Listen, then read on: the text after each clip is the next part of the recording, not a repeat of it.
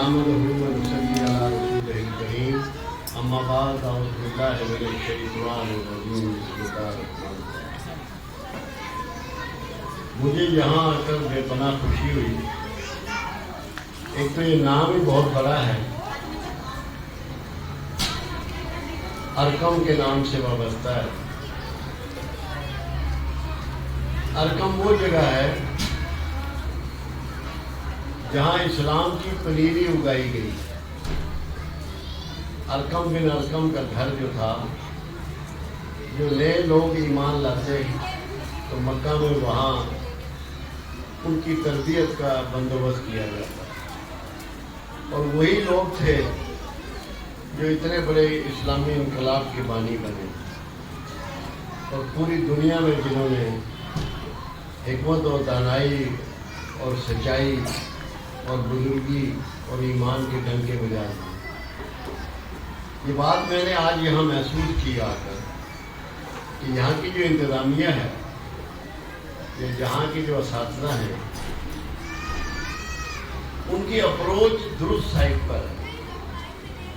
وہ ایک بہتر انداز میں سوچ رہے ہیں اور اس کے مطابق اپنی کاوش کر رہے ہیں کہ بچوں میں اسلامی روح بھی پیدا ہوئے، اسلامی انقلاب بھی بیدار ہو، ان کے اخلاق بھی اس کے مطابق مرتب کیے جائیں۔ اللہ کرے کہ یہ اپنے مشن میں کامیاب ہو اور پاکستان کو ایک اچھے لوگ دے دیں۔ علم کی بہت اہمیت ہے، بہت فضیلت ہے۔ قرآن حکیم میں 570 جگہ پر لفظ علم آیا ہے، 570، اور اللہ یہ کہتا ہے کہ علم والا اور جاہل برابر نہیں ہو سکتے، جیسے اندھا اور آنکھوں والا برابر نہیں ہو سکتے۔ علم والے ہی مجھ سے زیادہ ڈرنے والے ہیں، علم والے ہی فضیلت والے ہیں، اور علم والوں کے درجے میں بلند کرتا ہوں، ان کو توقیر دیتا ہوں، ان کو عزت دیتا ہوں۔ تو یہ کمال ہے پروردگار عالم کا کہ رب العزت نے فرمایا کہ میں نے سب سے پہلے قلم بنایا اور پھر قلم کی قسم بھی کھائی، اس سے لکھنے والوں کی قسم بھی کھائی، جو قلم سے لکھتے ہیں قرآن میں ان کی بھی قسم پروردگار عالم نے کھائی۔ دیکھنا یہ ہے کہ کائنات میں کوئی کامیابی بغیر علم حاصل نہیں ہو سکتی۔ اللہ کا شکر ہے کہ ہمارے ہاں بے شمار ادارے وجود میں آ چکے ہیں جو علم لوگوں تک پہنچا رہے ہیں، جہالت کے اندھیروں سے لوگوں کو نکال رہے ہیں۔ کوشش جاری رہنی چاہیے، اس پہ کام جاری رہنا چاہیے، مگر ایک بہت بنیادی بات ہمیں نہیں بھولنی چاہیے کہ علم ہم کیوں حاصل کرتے ہیں۔ اس معاملے میں تھوڑی سی ہمارے ہاں سمجھانے کی غلطی ہے، لوگوں کو یہ پرائرٹی نہیں بتائی جا رہی کہ علم حاصل کرنے کا مقصود کیا ہے۔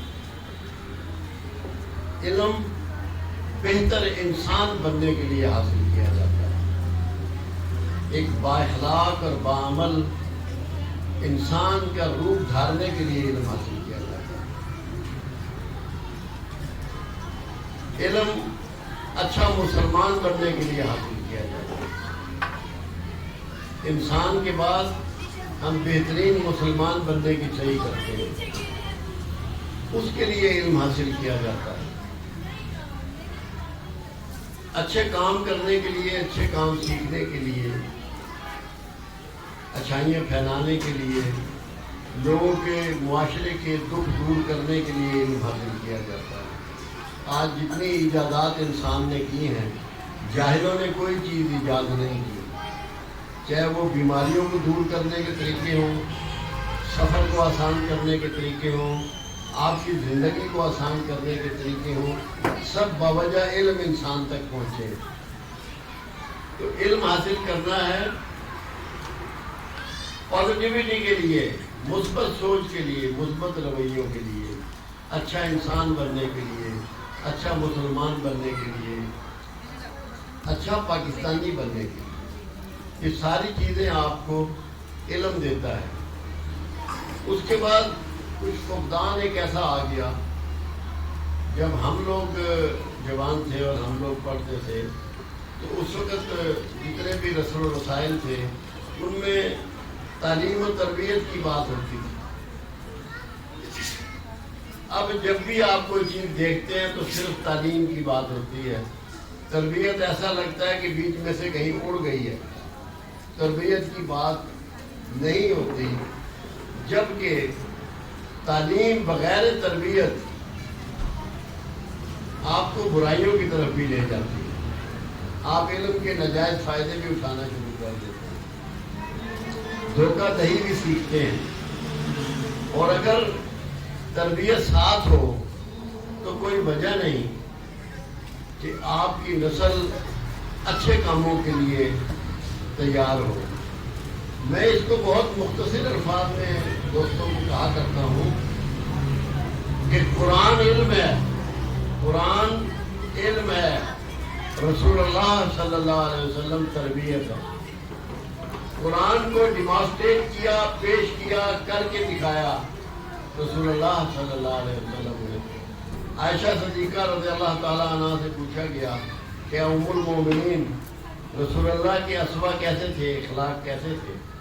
آپ نے یہ نہیں فرمایا کہ بہت اچھے تھے، آپ نے فرمایا کیا تم نے قرآن نہیں پڑھا؟ قرآن کے عین مطابق تھے۔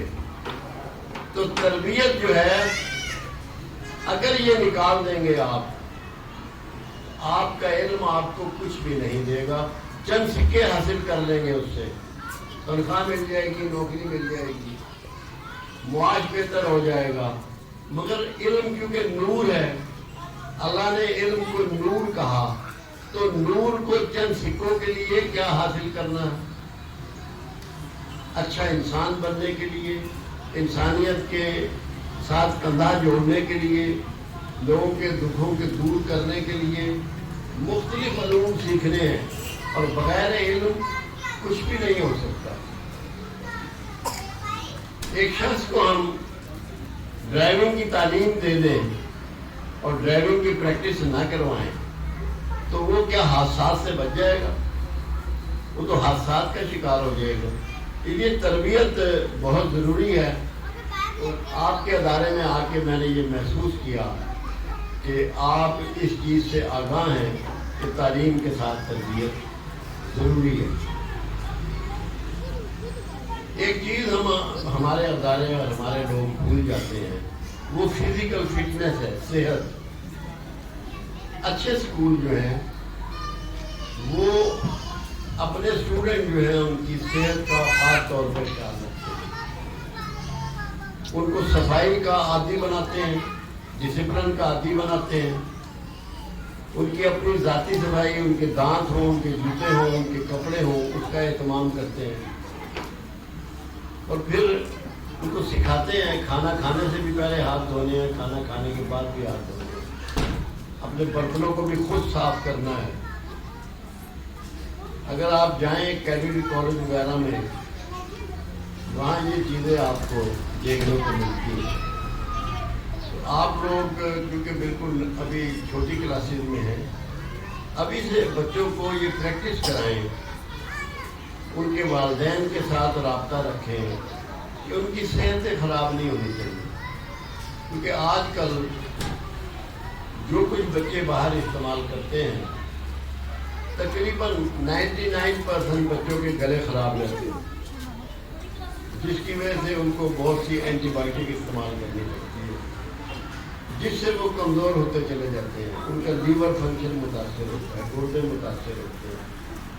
تو ٹیچر نے اس کی صرف اخلاقیات اور تعلیم پہ توجہ نہیں دینی، اس کی صحت کا بھی اتنا ہی خیال کرنا ہے، کیونکہ بیمار بچہ تعلیم پراپرلی حاصل نہیں کرتا، اس کی حاضری بھی مکمل نہیں ہو سکتی۔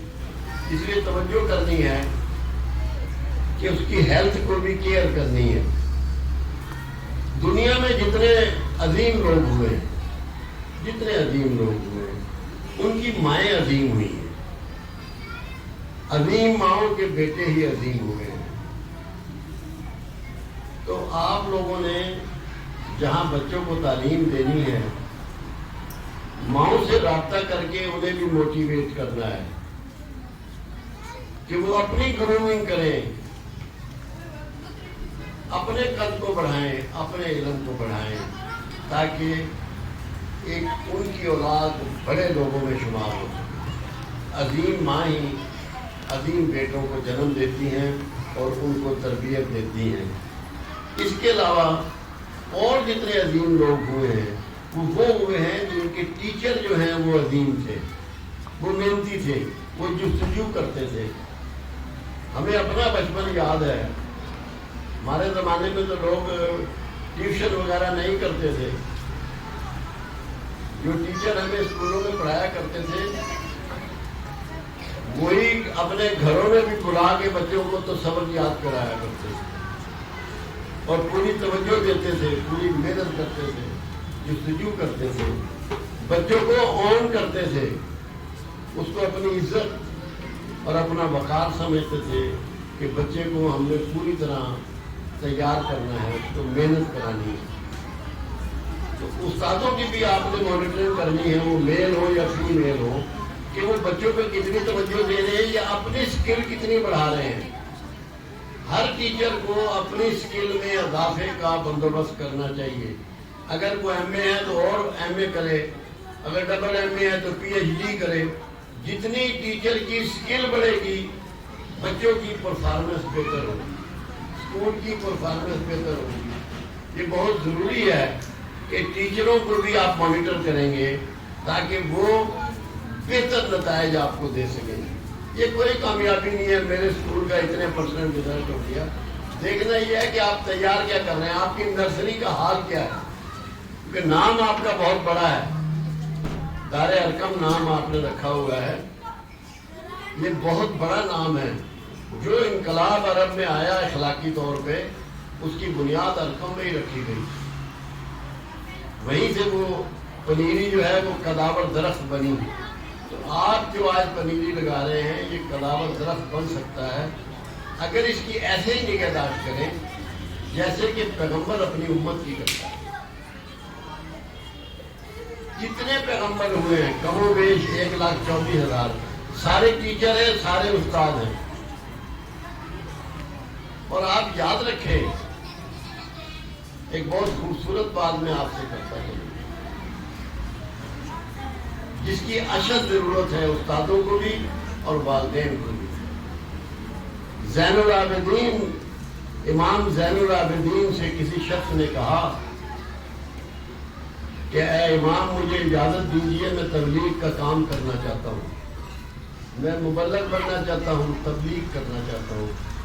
آپ نے فرمایا تمہیں اجازت ہے، تمہیں اجازت ہے، مگر ایک شرط کے ساتھ۔ کیا امام شرط کیا ہے؟ بغیر بولے تبلیغ کرنی ہے، بغیر بولے تبلیغ کرنی ہے، اپنے رویے سے، اپنے ایٹیٹیوڈ سے، اپنی ڈیلنگ سے، اپنے بیہیویئر سے۔